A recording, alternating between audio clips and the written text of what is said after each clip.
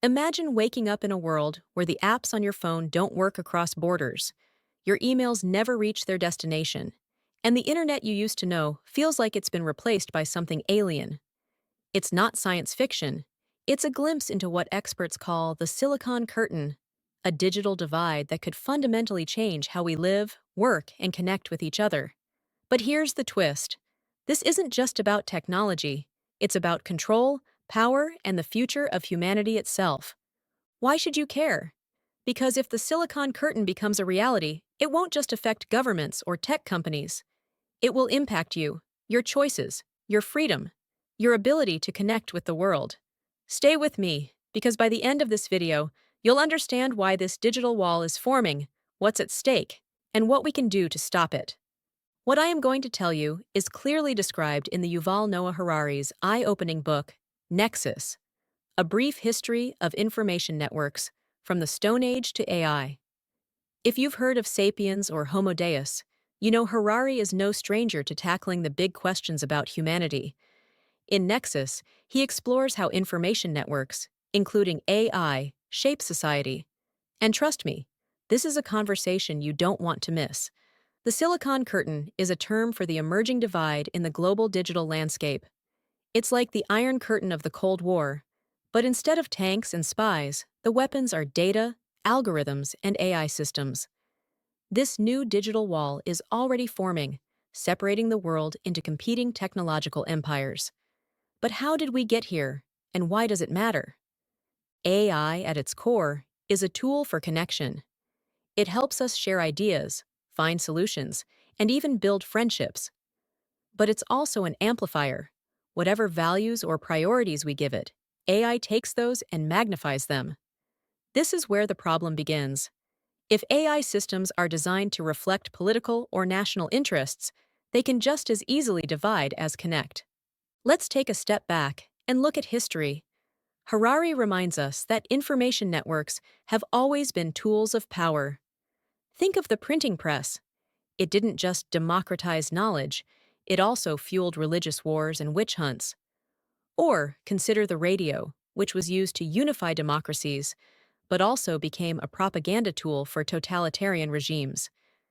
AI is the next evolution of this pattern.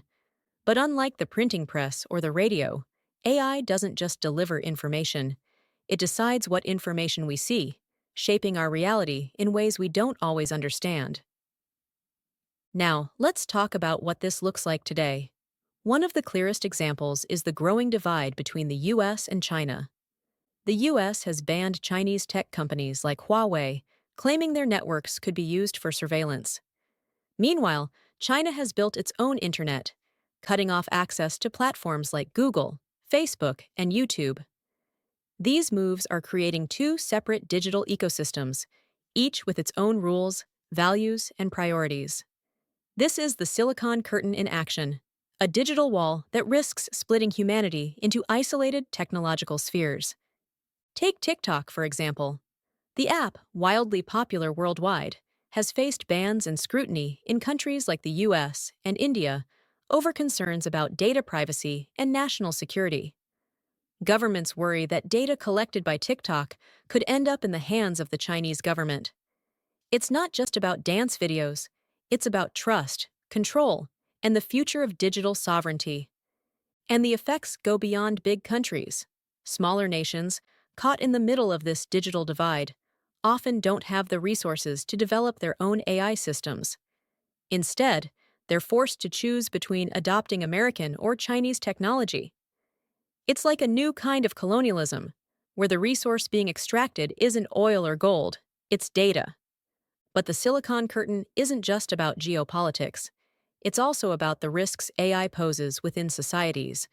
Take Myanmar, where Facebook's algorithms amplified hate speech against the Rohingya minority, fueling a humanitarian crisis.